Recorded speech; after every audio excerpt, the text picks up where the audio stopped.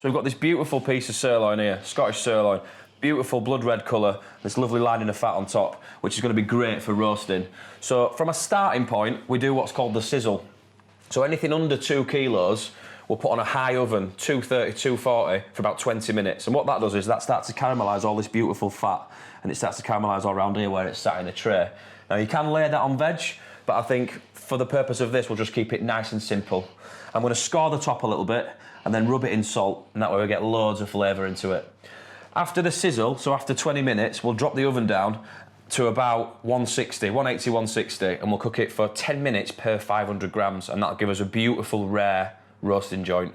Really, really simple, no faffing at all. Just jot those numbers down, and what we'll do is we'll put all these numbers and all these recipes in the boxes with you to send out to your guests. Fantastic. That's what I like. Let me stick to what I'm good at, and you stick to what you're good at, and you lot will get perfect Christmas dinner.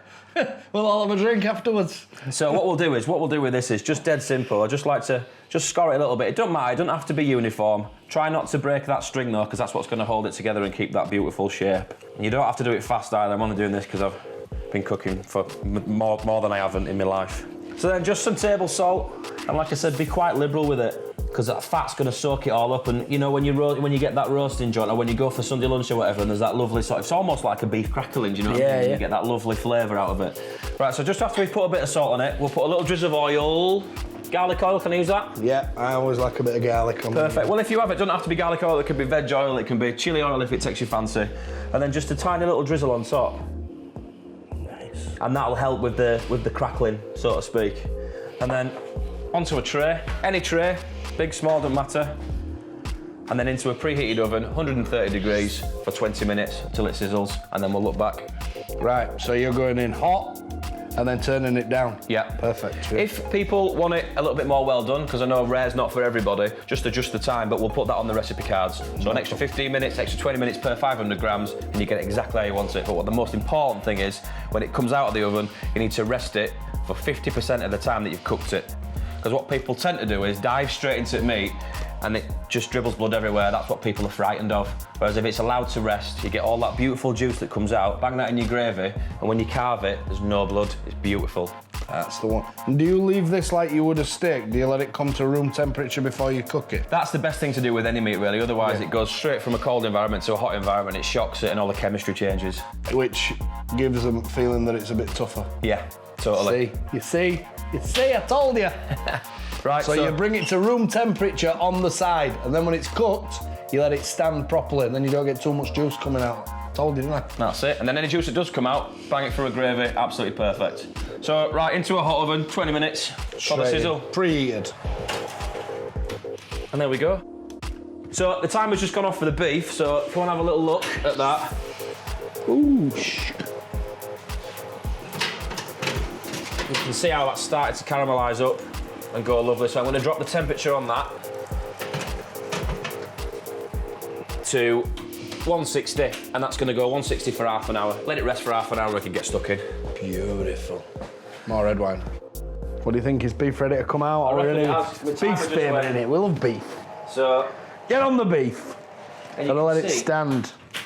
You can see the quality of this, right? Because I've been a chef for 23 years, and when you get a rubbish cut of meat, it just spills fat and water and hormones because the beef are injected and it's no good. These have been aged and dried, so you shouldn't get... You can see there's an out coming out of there, and all that is flavour. That's additional flavour, so we monty that through a sauce. So what people tend to do is at the end of the sauce they'll whisk butter through it. We'll whisk this beautiful fat through it, and it gives a beautiful richness, like a bone marrowy almost flavour, but it's not, you know. So because the timings are right, but I do it to feel. So a little guide as to how you want your beef cooking at home is you use your hand. So if you want it rare, you put your finger and your thumb together and touch there. That's rare. That's medium rare. That's medium, and that's well done. And it's that. So rare. Just to touch together. He's right. Rare, he's right. Medium rare. Medium. Well done. And that's it. And that for me is beautifully rare. So we'll give that 20 minutes to rest, and we'll carve it and get stuck in. Let's have some more wine. Perfect. Right, Sal, so that's been resting for about 20 minutes. That's what it's all about. Probably just about right, and then you can see all that lovely. There's no come out of it. There's no come out of it at all, but that is going to be flavour. So when we've carved that, we'll dip that in for Simo to have a little bit of flavour. Ooshka. Let me get that out of your way. Now, do you want me to carve this, or do you want to carve it? I'll let you have a go, see how you go. All right, cheers. Can't fault him. Full length of the blade. Look at that, outstanding. Oosh. Remember on your instructions, if you don't want it as rare as this, you can have it cooked more.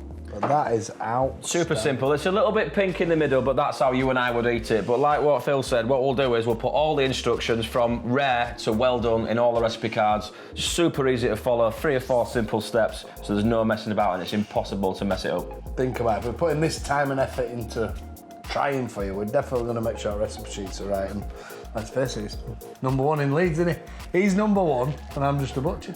So I shake pans, he's #1. boom. Let's try it then. Get into it.